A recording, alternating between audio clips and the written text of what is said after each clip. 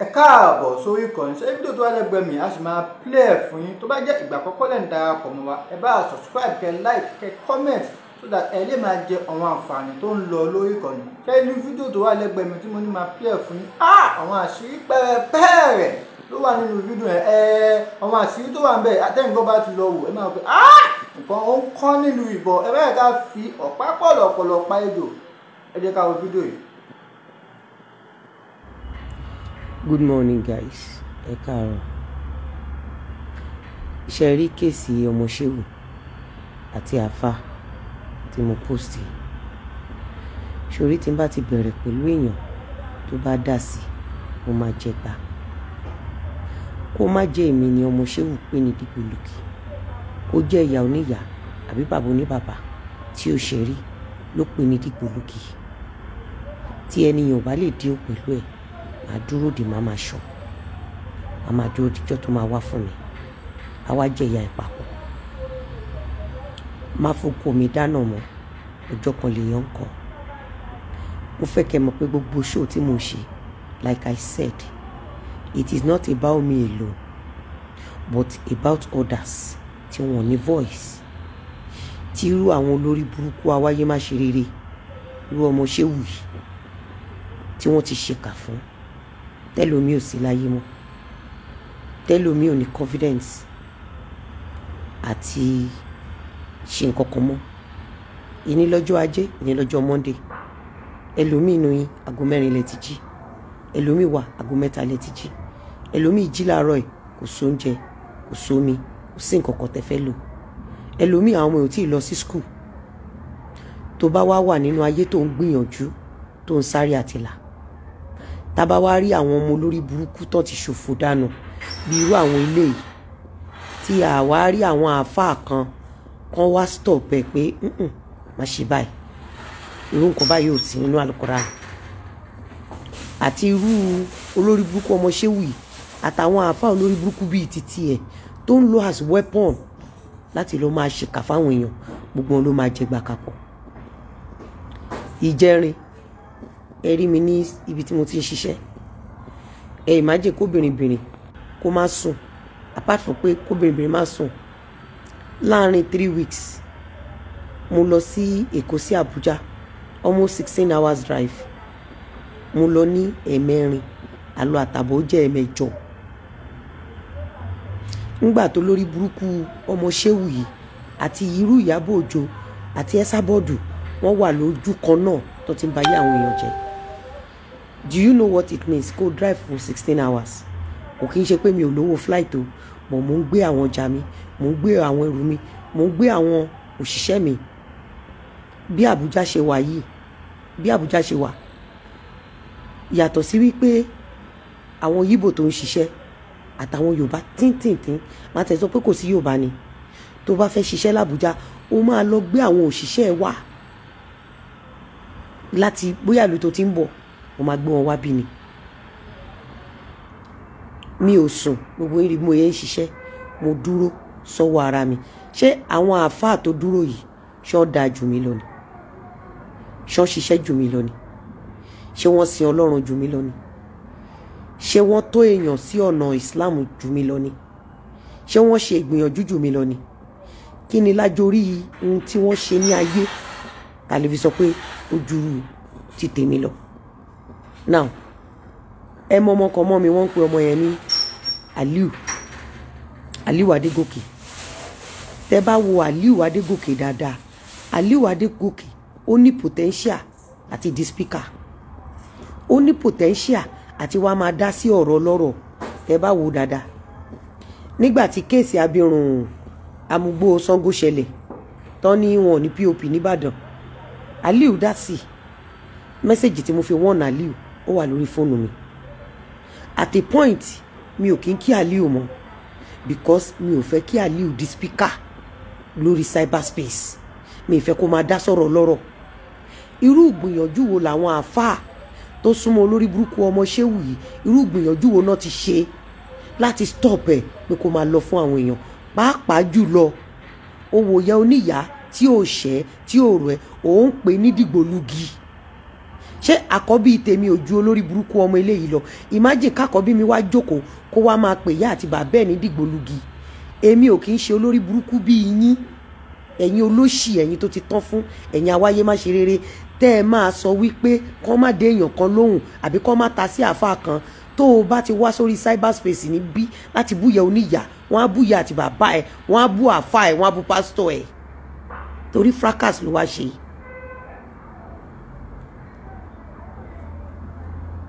Fracas ló wá ṣe. Excuse me. N tó bá ti mú ẹ tó rí bí tí Ìyábọ̀ Òjó, olórí burúkú Ìyábọ̀ Òjó, awáyé má ṣe eré, mo rí tó update lánàá. Ìyábọ̀ update yẹ nígbà tó ń báyé bàbá Ìjẹ̀ṣà jẹ́, show silent. Ìyábọ̀ Alice Òjó ńgbà tó rán Ìjẹ̀ṣà lọ ẹ̀wọ̀n, show silent. Nígbà tó báyé Naira Marley jẹ́, mùsùlùmí ní Naira Marley o, mi ò rí àáfàá kankan tó dúró ti Naira Marley títí Ìyábọ̀ Òjó tí alukuraanu condemn nínú kuraanu wípé ọ̀tá ni, títí tó fi báyé Naira Marley. Naira Marley ò kí ń pa irun jẹ́ o. Ojú wa ni Ìyábọ̀ ṣe báyé Naira Marley jẹ́ tó parọ́ mọ́, mo fọmọ òun ní drugs, ó bọ́mọ òun sí. Ojú gbogbo mùsùlùmí pátápátá ni Ìyábọ̀ Òjó ṣe mú ọ̀pọ̀lọpọ̀ mùsùlùmí wálẹ̀. Mi ò rí olórí burúkú kankan nínú yín. Sórí jẹ́ ń sọ fún ẹ, ẹni tí ò yá ni lówó, tí ò yá ni láṣọ, kò kí ń pe ni lárugún. Reason mo ṣe ń ṣe show yìí láàárọ̀ yìí ni wípé sórí ọmọ Ṣéwù yìí, mo ti ń de ọmọ yìí tipẹ́tipẹ́. Mo ti wá ń de àwọn àáfàá tó súnmọ́ tipẹ́tipẹ́, kẹ́ ẹ gbọ́ mi. Mo ti ń sọ kò wá sọ́dọ̀ mi. Ìwọ tó sọ pé please remove this man, ó máa ṣankú kọ́dún ètò tán, ó máa ṣòfò ẹ̀mí ni. So kí ni ó special lára máa yìí? Mo fẹ́ mọ̀ nǹkan tó special lára máa yìí tó dúró ti olórí burúkú ọmọ yìí.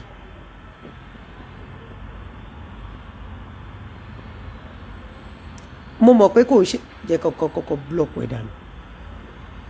Mo mọ̀ pé kò kí ń ṣe bàbá ẹ̀. Mo mọ̀ pé bàbá yìí kọ́ ni bàbá ẹ̀. Mo ní fọ́tò bàbá ẹ̀ lọ́wọ́, bàbá ẹ̀ ṣẹ̀ kú ni, mo ní fọ́tò yẹ́ lọ́wọ́. Ìdí tí bàbá yìí ṣe wà ńbẹ̀ ni pé mo fẹ́ mọ contributions wọn sí ìgbésí ayé ọmọ olórí burúkú yìí. Mi ò tí ì wá bá bàbá yìí, mi ì tí ì ṣe show fún bàbá yìí, mi ì bú bàbá yìí. Mo kàn fẹ́ mọ̀ wípé kí ni contribution titi wọn láti stop olórí burúkú ọmọ yìí láti lọ máa bú àwọn tí ò ṣẹ̀. Mo fẹ́ béèrè lọ́wọ́ bàbá yìí pé alẹ́ mo ṣe ń bọ̀ àṣẹ show fún wọn. Mo fẹ́ béèrè lọ́wọ́ bàbá yìí wípé ṣé ohun tànàbí sọ fún wọn pé kí wọ́n máa fi pe èèyàn sí ọ̀nà ìsìláàmù lórí burúkú ọmọ Ṣéwù yìí ṣe, tí mo fẹ́ béèrè nìyẹn. Nǹkan tí mo fẹ́ béèrè nìyẹn. Bàbá yìí bó ṣe wà yìí pẹ̀lú ọmọ tó dúró tì yìí, mo fẹ́ mọ contribution bàbá yìí pẹ̀lú ọmọ lórí burúkú yìí. Mo fẹ́ because tírú bàbá yìí bá ti pe ọmọ yìí sẹ́yìn pé wá wọ́n ṣe ń pè èèyàn sí ọ̀nà ìsìláàmù kọ́ rèé, a kì í fi ìsìláàmù ṣe ìkà. Ọmọ lórí burúkú yóò ní graduate débi pé á jí á wá sọ pé ìyá oníyàá dìgbòlugi ni. Sórí gbogbo ẹ̀yin àáfàá tẹ́ súnmọ́ ọmọ yìí, mo máa hùwà dìgbòlugi fún yín, ẹ̀ẹ́sùn bàbá ẹkún. Sórí pé èní làárọ̀ Monday, the reason why I am doing this show ni wípé nígbà tí àwọn èèyàn bá jí tí wọ́n ń wá àti jẹ àti mu àti jẹ́ níyàn lọ, ẹ̀yin kan máa jókòó sí kọ́nà kan, ẹ̀yin ò níṣẹ́ ṣe, ẹ̀ wá máa ba yí àwọn tó ń ṣiṣẹ́ jẹ́. Ẹ ṣe yẹn lé ní. Ẹlẹ́ẹ̀kejì ni pé lórí cyberspace èèwọ̀ ni kó lọ fún ìyá oníyàá, èèwọ̀ ni kó lọ fún bàbá oníbàbá. Tó o bá fẹ́ ṣe content, lọ fi àwọn family member ẹ àtàwọn olórí burúkú àfáà tó kó ẹ tí ò tọ́ ẹ, lọ fi wọ́n ṣe content. Like I said, I am not doing this show because of myself alone. You don't understand? Kí ni contribution àwọn bàbá yìí? Ṣé bàbá yìí ṣó dájú ẹ̀yin tẹ́ ń wò mí lọ ni? Ṣé bàbá yìí kí ni contribution bàbá yìí? Ó dìgbà tẹ́ bá understand ohun tí mò ń sọ. Tẹ́ bá understand ẹ ṣì máa jẹ gbà. Ó simple. Tí kò bá wá fún mi, ṣé mo máa gbé fọ́tò bàbá yìí? Bàbá títí ẹ ṣẹ̀ṣẹ̀ kú ni. Irú àwọn bàbá tá lè lóore tó máa dùn yín, tẹ́ máa mọ bó ṣe rí lára. Ó jáde ó pè oníyàá ní dìgbòlugi, àwa pẹ̀rú bàbá yìí náà ní dìgbòlugi, ẹ lè sunkún.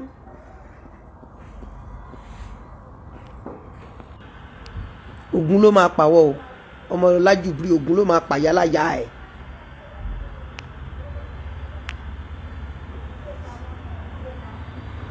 Ó ti yé, ó jí ó pe ìyá oníyà nídìgbòlugi, bàbá ẹ̀ ṣẹ̀ṣẹ̀ kú ni a ní fọ́tò bàbá ẹ̀, a sì ń gbé bàbá ẹ̀ bọ̀, ṣùgbọ́n a máa wá wá irú èèyàn tó máa dùn òun náà bí bàbá yìí, a sì máa lọ kó àwọn àfáà tó tún ju bàbá yìí lọ, gbogbo yín lẹ máa jẹ dìgbòlugi níbí. Sórí tẹ bá bọ́ nínú eléyìí mọ bó ṣe tẹ bá ti rí àwọn ọmọ olórí burúkú tẹ tọ́ tó lọ ń pe àwọn ará àta ní dìgbòlugi, tètè pè wọ́n. Káyọ̀dé ṣe rí Káyọ̀dé nígbà tí àwọn Ẹsábọ́ọ̀dù tó ń ba yé àwọn àfáà jẹ, ta ló ń defend àwọn àfáà bí? Káyọ̀dé Joseph mò ń béèrè lọ́wọ́ ẹ̀, nígbà tí àwọn Ẹsábọ́ọ̀dù tó ń rí dínkù àwọn àfáà, ta ló ń defend àwọn àfáà bí? Sórí question ni o Káyọ̀dé, mi ti ṣépè fún ẹ, mo sì máa ṣépè fún ẹ, mo dẹ̀ lè má ṣépè fún ẹ.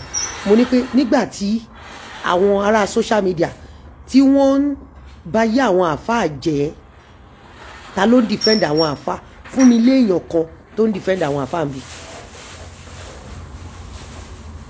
Ẹ fún mi léèyàn kan. Ta ló ń ta lẹ́ni náà tó ń defend àwọn àfáà níbí?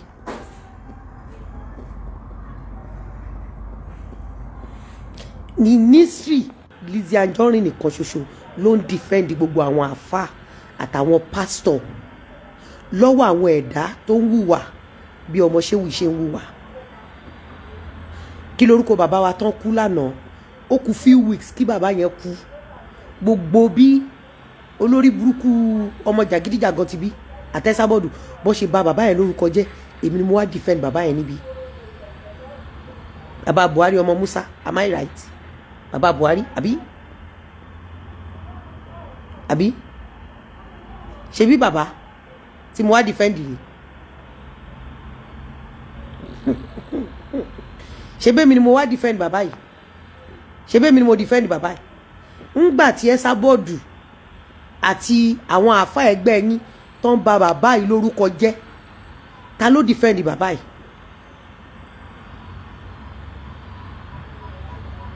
Ta ló defend bàbá yìí? Ta ló dúró tán tó defend bàbá yìí? So ẹ ti gbàgbé láàrin ìṣẹ́jú kan pé Lizzy Anjorin ló defend bàbá yìí. Ẹ ti gbàgbé pé Lizzy Anjorin, the same Lizzy yín yìí tí ọmọ Ṣéwù tó ń pè ní dìgbòlugi,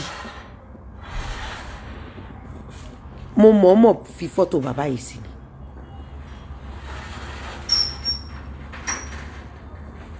Mo mọ̀ọ́mọ̀ fi fọ́tò bàbá yìí sí.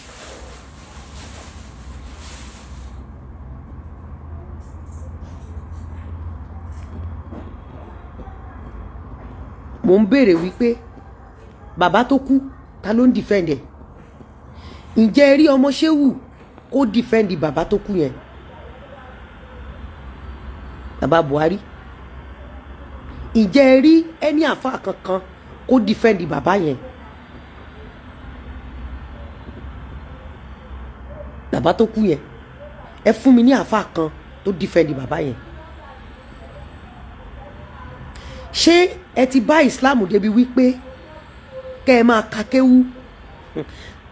Tó bá jẹ́ pé ó ní ẹ̀ṣẹ̀ kan tí Kádíjà Òbòkìrun tó ṣẹ̀ ni, òun ni wípé ó pèrè lọ́mọ àfáà. Ọjọ́ tí mo mọ history Kádíjà ojú abẹ ìyẹn Òbòkìrun, ọjọ́ tí mo mọ history ẹ̀, ọjọ́ yẹn ni mo wá fún. Ọjọ́ yẹn torí wípé gẹ́gẹ́ bí mùsùlùmí tí ayé bá ti identify ẹ mọ́ Islam, ayé ò gbọdọ̀ tún identify ẹ mọ́ ọ̀tá mọ́. Ọjọ́ tí ayé bá ti identify ẹ mọ́ ọ̀tá Islam, Ànábì wa gan sọ fún wa pé ká fi jihad ká fi kọlù yín torí ẹ ti gbà bọ́dì. Alukurani mọ̀ pé kò sí ohun tó dá tó máa tara yín jáde mọ́, torí pé ẹ sì ń padà bọ̀ wá tú Islam torí pé ẹ ti ń fi Islam ẹ ti lọ fi ń kọlu ọ̀rẹ́ Islam, ẹ fi ń gbèjà ọ̀tá Islam. You don't understand? Mo fẹ́ mọ̀ kí ni contributions àwọn àfáà lórí ọmọ olórí burúkú ọmọ Ṣéwù yìí, pẹ̀lú ìwà tí Ṣéwù wù, ọmọ Ṣéwù wù. Èmi nígbà tí mo rí aburú tó ń ṣe fún bàbá Muyideen Ajani Bello, kíní tó ń ṣe fún bàbá yẹn dùn mí. Mo wá ń retí gbogbo àwọn àfáà kan jáde kan defend bàbá in history. Èmi ni mo kọ́kọ́ sọ fún yín bí wípé ọmọ ọdún 10 ni bàbá Muyideen Ajani Bello ló ti gba award sọ̀rọ̀sọ̀rọ̀ tó ti ń gbé òpó Islam kiri. Èmi ni mo sọ fún yín bí bàbá Ajani Bello ṣe tóbi tó nínú Islam. Ọ̀pọ̀lọpọ̀ yín tẹ́ kéwú tẹ́ kàwé ẹ mọ̀ isi bàbá Ajani Bello. Now nígbà tí wá defend bàbá Ajani Bello, ṣó tọ́ sí irú ọmọ olórí burúkú tí yẹ máa mọ sàárẹ̀ ẹ̀ tó ń pèrè lọ́mọ Ṣéwù kó wá máa pe ẹni tó ń defend àwọn àfáà yín ní dìgbòlugi? Ṣé nígbà tí wọ́n ń ṣépè fún bàbá Ajani Bello, ṣé àdúrà náà fi ń ṣépè fún? Ṣé àdúrà náà fi ń ṣépè fún àwọn ọmọ bàbá Ajani Bello?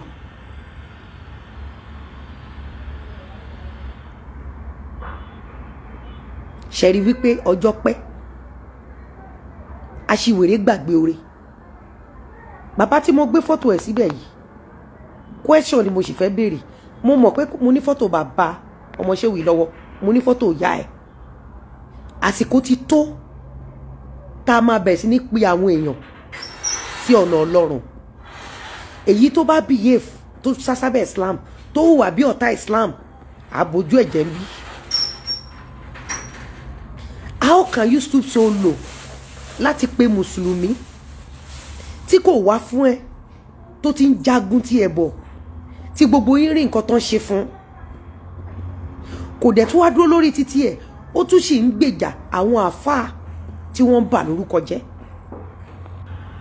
ó sì ń gbèjà àwọn pásítọ̀ tí wọ́n ń bà lórúkọ jẹ́, ó ń gbèjà àwọn ọmọ Yorùbá tó ti gòkè tá a fẹ́ kán wálẹ̀. Ìwọ wá jáde, ìwọ ọmọ Ṣéwù tí wọ́n ka orí èèyàn mọ́ bàbá ẹ̀ lọ́wọ́, àbí detention ọlọ́pàá kan ní bàbá ẹ̀ kú sí. Ó wá ń pe irú ẹ̀dá bẹ́ẹ̀ tó ní ọmọ, ó ní ọkọ, àgbàlagbà, ó wà nílùú Ìkìrun, ó wà ní Ìkirè, ó wà nílùú Ìkirè. Ó wá ń sọ fún ẹni tí kò ṣẹ̀, tí kò rò ẹ́, tó ní ọmọ tó dàgbà, tó ní ọkọ, tó ní ọmọ òkókó lọ́wọ́. Ó wá ń pè ní dìgbòlugi. Kò sí àfáà tó súnmọ́ ẹ ọmọ Ṣéwù tí mi ò ní wùwà dìgbòlugi fún. Ẹ̀yin àfáà tẹ̀sùn mọ́ ọmọ Ṣéwù, ẹ sun ẹkún. Oh my goodness, ẹ sun ṣégi ẹkún. Wọ́n ti fún mi ní fọ́tò gbogbo yín, màá ṣe ṣóò fún yín. Oh my goodness, eléyìí máa jẹ́ òpin ọmọ Ṣéwù, òpin ọmọ Ṣéwù lórí cyberspace, láti lọ máa bú èèyàn tí kò ṣẹ̀. You don't understand? Ọ̀pọ̀lọpọ̀ yín ẹ kóra yín jọ, ẹ ń pera yín láàfáà nítorí àtẹnujẹ yín, ẹ wá mú Islam ẹ bàjẹ́. On a good day, tó bá jẹ́ pé tòótọ́ lẹ̀ ń ṣe Islam, ṣó yẹ kẹ́ wò Ìyábọ̀ Òjó níran kó gé igi Naira Marley lulẹ̀? Ṣó yẹ kẹ́ wo Esabod níran kó gé igi ọ̀pọ̀lọpọ̀ àfáà lulẹ̀? Ẹ̀yin bunch of cowards tẹ́ ń wo irú Esabod, irú Ìyábọ̀ Òjó níran.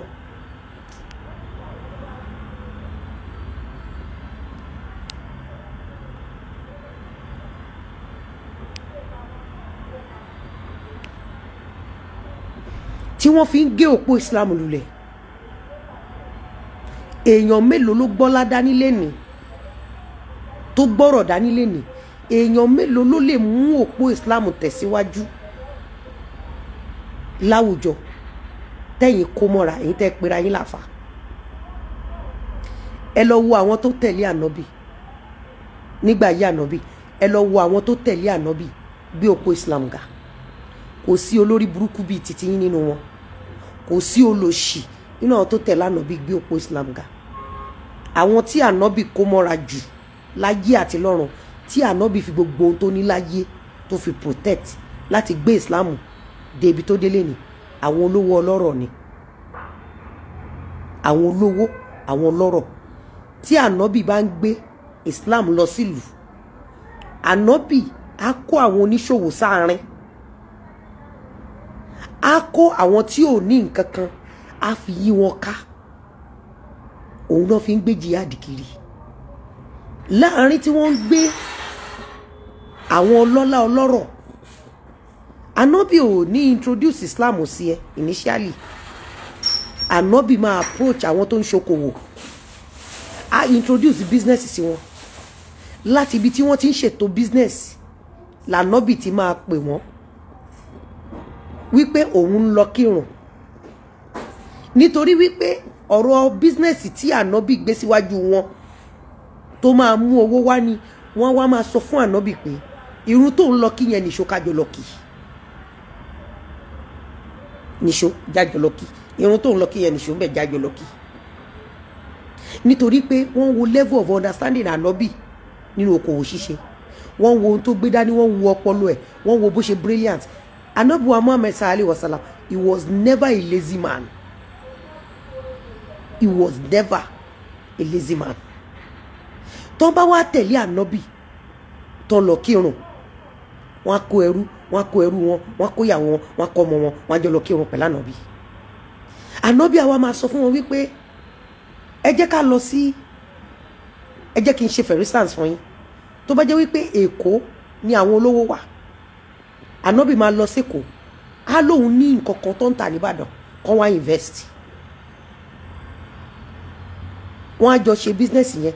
Tànábì bá ń bá wọn sọ̀rọ̀ nílùú Èkó, á lóun lọ kírun. Wọ́n á wá tẹ̀lé ànábì torí pé wọ́n nídìí ànábì kó mú wọn dé Ìbàdàn láti ṣokòwò. Àárọ̀ Monday ni mo wà yìí. Ọ̀rọ̀ tí mo ń sọ̀rọ̀, ọ̀rọ̀ tó wà inspiring ni. Ọ̀rọ̀ tó wà inspiring ni. Tí ànábì bá wá kírun tán, ànábì á sọ fún wọn wípé ẹ jẹ́ ká dé Ìbàdàn yẹn náà. Tó bá ti wá ń bọ̀ láti Èkó tó ń lọ Ìbàdàn, àwọn olówó àwọn ọlọ́rọ̀ wọ́n wà láàrin, wọ́n á gbé ẹṣin lẹ̀, wọ́n á gbé ràkúnmí sílẹ̀, wọ́n á kó ẹrú, wọ́n á kó ẹrù, wọ́n á kó oúnjẹ, wọ́n á kó gbá, wọ́n á kó àwo. Tó bá dé ìlú Ìbàdàn tó settle down, wọ́n á display gbogbo ọjà wọn. Àwọn tó wá ń bá wọn rajà nílùú Ìbàdàn, ńgbà tó bá rajà tó rí pé ọ̀pọ̀ làwọn rà, ànábì á ní ẹja lọ kírun.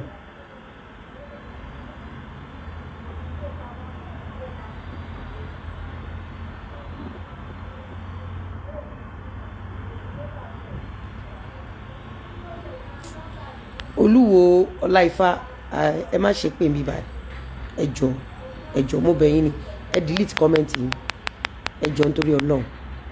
Ẹ má ti ara àwọn mùsùlùmí tó ṣẹ̀yìn láti ṣépè fànàbì, mo bẹ̀ yín ni bàbá mi. Ẹ má ti ara mùsùlùmí tó ṣẹ̀yìn ṣépè fànàbì. Olúwo Ọláìfá, mo bẹ̀ yín ni. Ṣé rí tẹ́ ẹ bá mọ Ọlọ́run, ẹ má ti ara àwọn àfáàṣẹ Ọlọ́run. Ṣé bẹ́ẹ̀ rí gbogbo nǹkan táwọn àfáà ti ṣe fún mi lórí cyberspace yìí? Ẹ lè rí mi kí n ṣépè fún ànábì. Mo bẹ̀ yín ni, mo bẹ̀ yín ni, ẹ jọ̀ọ́. Ògúnmọ́lá Ọpẹ́yẹmí Mákindé, delete comment ẹ torí máa block ẹ. Torí tó bá listen sí show mi, kò ní yé ẹ. Lára nǹkan tí àwọn èèyàn dẹ̀ ṣe máa ń bú àwọn mùsùlùmí nìyẹn. Tẹ́ bá rí téèyàn bá gbé fọ́tò sókè, ẹ farabalẹ̀ kẹ́ máa gbọ́rọ̀ kẹ́ tó react. Ẹ má máa react based on Al-Quran gan sọ pé ká gbọ́rọ̀ ká tó react. Bíbélì ní yára láti gbọ́rọ̀ lọ́ra láti fi sí. Ló ti yín Ògúnmọ́lá ẹ delete comment yìí. Ọpẹ́ifá, ẹ má ṣe pé fànàbí mi. Ànábì ò kì í ṣe ní èpè. Ànábì ò kì í ṣe ní èpè. Ànábì ò ń ṣe ní tá à ń ṣépè fún. Ẹ̀dá kan ò lè ṣépè fànàbí. Ṣé rí àwọn tó pera wọn láàfà, ò kì í ṣe gbogbo àfà o. Ibẹ̀ láti rí àfà mi Ọlọ́run náà. Ẹ lè rí àfà mi Ọlọ́run kó máa ṣe játijàti kiri. Bí bàbá wa làfà mi Ọlọ́run, a ní àwọn àfà tó kéré lọ́jọ́ orí àmọ́ tí Ọlọ́run gbà fún tó jẹ́ bàbá wa ni wọ́n. Am I communicating? So ẹ jọ torí pé èèyàn kan ṣe aburú kò mí pé káwa categorize. Tí n bá rí ọ̀pọ̀lọpọ̀ èèyàn tó máa attack Islam ó tó kàn attack Islam torí wípé àwọn olórí burúkú olè ọ̀lẹ awáyé má ṣe rere ọ̀bàyé jẹ́ tó ń sásá bẹ́ẹ̀ sin Islam tó fi ń ṣèkà ló pọ̀ jù ọ̀pọ̀lọpọ̀ wọn ò mọ Islam. Ó ti yé yín Islam lèmi ń sọ fún yín tó bá jẹ́ pé ó níbì kan tèmi ti gba agbára ọgbọ́n ìmọ̀ òye bá ṣe ń ṣokòwò bá ṣe ń jẹyàn Islam pẹ̀lú nǹkan tó ràn mí lọ́wọ́ because mo ní oore ọ̀fẹ́ mo dé Mẹ́kà mo lọ sí Mẹ́kà lẹ́ẹ̀méje mo lọ sí Kuwait mo lọ sí Brunei mo ti lọ sí a lot of Muslim countries mo rí nǹkan tó ń jẹ́ Islam. Ó ti yé yín ẹ̀sìn làwọn tó pọ̀ jù ní Nàìjíríà yìí ṣe kò kí ń ṣe Saudi ló fún Nàìjíríà ní Islam o àwọn tó gbé Islam lọ wọ inú Nàìjíríà kò kí ń ṣe Saudi ló fún Nàìjíríà ní Islam o àwọn tó gbé Islam wọ Nàìjíríà lọ wọ history wọn foundation yẹn dé ó affect ọ̀pọ̀lọpọ̀ àwọn àfà kò kí ń ṣe Saudi ló gbé Islam wọ bí directly àwọn ìlú tí Saudi gbé Islam wọ ẹ lọ wò wọn they are the most richest country in the world and they are the most peaceful in the world ara wọn dẹ̀ gba àlejò àwọn Saudi kọ́ ló gbé Islam wọ bí o mi ò fẹ́ dárúkọ láàárọ̀ yìí but fóònù yín ẹ google ẹ pé àwọn olóògbé Islam wọ Nàìjíríà ó máa yé yín ìdí tí àwọn kan ṣe ń ṣe rádaràda. Ó ti yín ẹ tẹ bá gbọ́ ọ̀rọ̀ ẹ rí i pé mo ṣí orí kalẹ̀ mi ò borí but tó bá máa wo show mi tó bá wo Islam section show mi wàá mọ̀ wípé mo mọ Ọlọ́run kí n tó mọ àwọn àfa Ọlọ́run tí mo mọ̀ yẹn wá lè mi máa dúró tì tó bá notice mi wàá rí pé mi kì í lọ fún èèyàn mi kì í dá sọ̀rọ̀ lọ́rọ̀ mi ò dẹ̀ kí n rí ẹni tí wọ́n gang up láti bà tiẹ̀ jẹ́ kó jí ọ̀tá mi màá sì defend ẹ̀ kókó inú ogun yẹn. Tó bá wo kéèsì Sisi Alágbo wàá rí pé mùsùlùmí ló gbógun tì í ìyá ẹ̀ gbé bíbélì síta mùsùlùmí tó gbógun ti Sisi Alágbo yẹn nítorí wípé mi ò fẹ́ kí ayé kan fi ẹnu ẹ̀gọ̀ kọlu Islam látara Sisi Alágbo despite the fact pé ọ̀tá mi ni Sisi Alágbo wàá rí ibi tí mo sì dúró sí wàá rí side tí mo sì dúró sí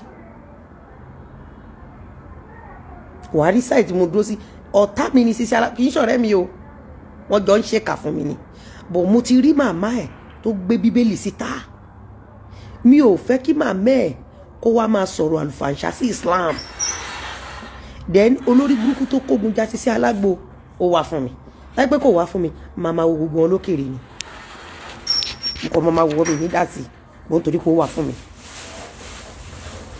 you understand so Ànábì ò kì í ṣe ẹni tá à ń ṣépè fún wọn ò fi picture Ànábì hàn yín irọ́ ni wọ́n ń pa mọ́ Ànábì nítorí àti jẹun ìyẹn ọ̀pọ̀lọpọ̀ àwọn àfà kì í ṣe gbogbo àwọn àfà ọ̀pọ̀lọpọ̀ àwọn àfà wọ́n ń parọ́ mọ́ Ànábì láti jẹun ni wọn ò sọ picture Ànábì tó bá wo Ànábì dáadáa tó bá ka Al-Qur'an ẹ tó bá lọ sórí Google lọ kà nípa ẹ̀ tó bá ní Al-Qur'an tó wà ní English lọ kà nípa ẹ̀ wàá rí pé àwọn àfáà yìí wọ́n ń parọ́ mọ́ Ànábì wọ́n sásábẹ́ Islam nítorí àti jẹ torí wọn ò lè ṣiṣẹ́ Ànábì ò ń ṣe ní àbùkù tó bá kà nípa Ànábì dáadáa wàá mọ nǹkan tí wọ́n ń pè ní okòwò wàá mọ nǹkan tí wọ́n fi Islam ṣe tó bá wò mí wá rí pé ọjọ́ bẹ́ẹ̀dẹ̀ mi kàkà kí n ṣe patí màá lọ fún àwọn aláìní lóúnjẹ màá fún wọn láṣọ bẹ́ẹ̀dẹ̀ ọmọ mi ọmọ kékeré tó wà lọ́wọ́ mi bẹ́ẹ̀dẹ̀ bọ́mọ ẹ ṣe kéré tó ọjọ́ bẹ́ẹ̀dẹ̀ ẹ̀ mi ò ní pé àwọn olówó mi ní pé àwọn nǹkan tó yẹ ká pín àlọ́pẹ́ fáwọn aláìní síbẹ̀síbẹ̀ mi ò gbàgbé ìrántí ìyá àti bàbá mi máa ṣe sàrà fún wọn máa gbé lọ fún àwọn aláìní àwọn kan tó ń pè ní Islam nìyẹn Islam mind your business ní Islam Ànábì ní pé ẹ má bú wọn ẹ má bú nǹkan tó ń gbọ́kàn yìí ẹ má bú òòṣà wọn ó ní ẹ fi ìfẹ́ pè wọ́n sọ́nà Islam kọ́tà Ànábì sọ nìyẹn Ànábì ní Ànábì lè dúró kó pa gbogbo òòṣà tó wà ní Mẹ́kà mọ́, but because he's a peaceful man, he's a logical man, he left. Ànábì lè lọ sí Medina, kó lọ sí neighboring country, kó lọ brainwash wọn, kó padà wá sínú ìlú Mẹ́kà, kó wá pa gbogbo àwọn abọ̀rìṣà wọn. But he did not do that. He left. Ó lọ sí Medina, ó lọ ṣe jihad ẹ̀, ó lọ ṣe Islam ẹ̀. Nígbà tásìkò tó, ó kó ìlú àtijọ́, ó kó padà sínú Mẹ́kà. Ìfẹ́ àti acceptance ni àwọn ará Mẹ́kà fi gbà f'Ànábì. It is not by criticism, it is not by killing them. Tó bá ní Ànábì ń pààyàn kiri, kò ṣe pa àwọn ará ilé ẹ̀, kò ṣe pa àwọn ará Mẹ́kà. Èèyàn mélòó la Ànábì pa ní Mẹ́kà? But people will say a lot of things nítorí pé wọ́n fẹ́ jẹun. Àwọn apànìyàn tó sá sábẹ́ Islam, wọ́n á purọ́ fún yín pé Ànábì ń pààyàn lọ. You don't understand? Tí Ànábì bá jẹ́ apààyàn, kò yẹ ká bá èèyàn kọ̀ọ̀kan ṣoṣo mọ́ nínú Mẹ́kà. T'Ànábì bá jẹ́ apààyàn. Sórí ohun tó ń ṣe f'Ànábì ńgbà yẹn ló ń ṣẹlẹ̀ sírú àwa ilé ni. Àwọn náà máa ṣépè, tá a bá dé pè padà, wọ́n á kọ̀ tí sáìdì wa, wọ́n là ń ṣépè fún wọn. Àwọn náà máa wá fáwọn ọmọ wa nítorí pé wọ́n fẹ́ gba owó ipá lọ́wọ́ wa. Àwọn náà máa búlì wa. Ẹ wo iye ọdún tí Ìyábọ̀ tó fi ń búlì wa. Àmọ́ ẹ ní rí fídíò ibi tí Ìyábọ̀ ti ń ṣépè, wọn ò ní kọ̀ tiẹ̀. Àwọn tá a jẹ́ victim Ìyábọ̀ náà máa kọ̀ tí sáìdì wa, wọ́n gbé sórí íńtánẹ́ẹ̀tì, bọ́ ẹ ṣe f'Ànábì gangan nìyẹn.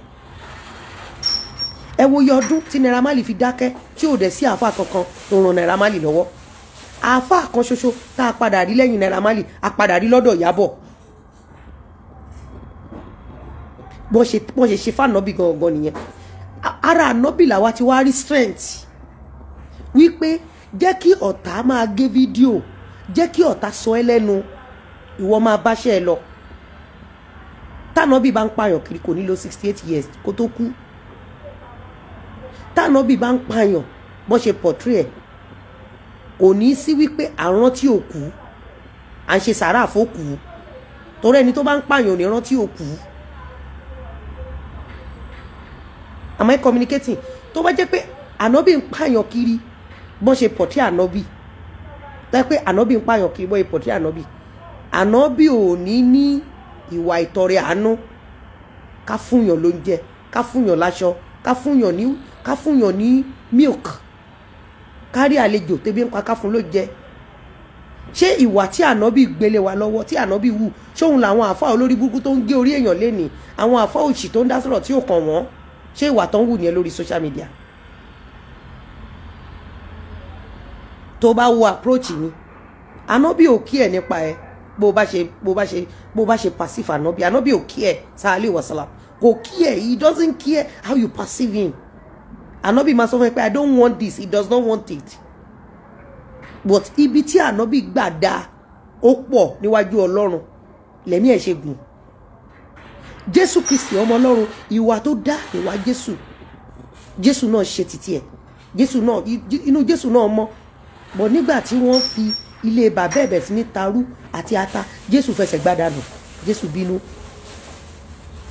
All these messengers, they are great people, we can learn from them. Kristẹni ni Ìyábọ̀, Kristẹni l'Ẹsábọ̀dù. Ẹ lọ wo àwọn tó bẹ̀rẹ̀ ìwà bàjẹ́ lórí cyberspace, àwọn Kristẹni ni. Àwọn wo ló wá gbà kan rí tó fi ń pààyàn kiri? Àwọn Mùsùlùmí.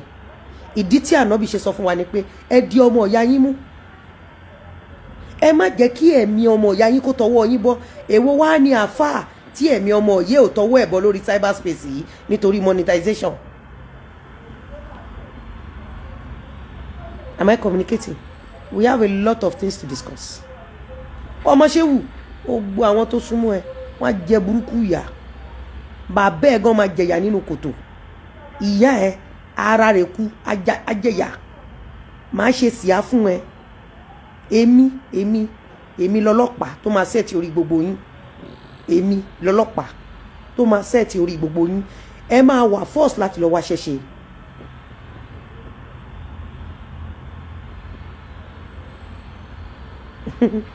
Shakira Abiola, ẹ máa wà force láti.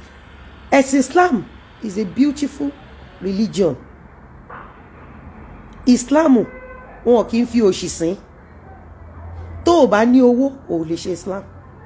Ìtorí ẹ̀ ni ànábì wa Muhammad sallallahu alaihi wasallam ẹ má yẹ kí ẹ jẹ́ àárò ṣàrọ̀ Monday àwa létà ẹ jẹ́ ká fi ṣó yìí lẹ̀ àwa bọ̀ tó bá mọ̀ nǹkan tó ń pè ní Islam o ní tẹ̀lé àwọn àfáà àwọn olórí burúkú àwọn bí àwọn ọmọ ṣéwù àtàwọn tó tẹ̀lé àwọn ọmọ ṣéwù àwọn olórí burúkú àwọn olòṣì o ní tẹ̀lé wọn. Islam is the most beautiful religion. Islam will teach you how to make money in a legit way. Islam á kọ́ ẹ bó ṣe lè lówó. Islam ò kì í ṣe wípé o máa jókòó wàá máa kọ́ ọmọlé kéwú. Islam ò kì í ṣe wípé wàá máa fogun jà àwọn èèyàn wọ́n á tún máa gbọ́ṣẹ́ dúdú lọ́dọ̀ ẹ̀. That is not Islam. Islam is kó o dìde láàárọ̀ Monday kó o gbé ọjà ẹ kó wá máa fi ìfẹ́ pé àwọn èèyàn sí ọ̀nà Islam níbi okòwò ẹ. As you are making money, you are making peace, you are making love, and you are helping people wọ́n á dẹ̀ máa tẹ̀lé Islam. You don't understand? So ẹ jẹ́ ká lọ ṣe iṣẹ́ wa. Ẹ má gbàgbé ohun tí Islam sọ fún wa bó ṣe wà lẹ́nu iṣẹ́ ẹ̀ tó bá ra omi fún gbogbo àwọn tó wà lágbègbè ẹ ní omi yẹn mu. Àwọn ọmọ tó wà pẹ̀lú ẹ̀ fún wọn ní oúnjẹ jẹ. Pè wọ́n sí ọ̀nà Islam. Islam sọ. Islam ní kó o bọ́ sórí social media kó o sọ fún ìyá oníyà kó o sọ pé dìgbòlugi ni.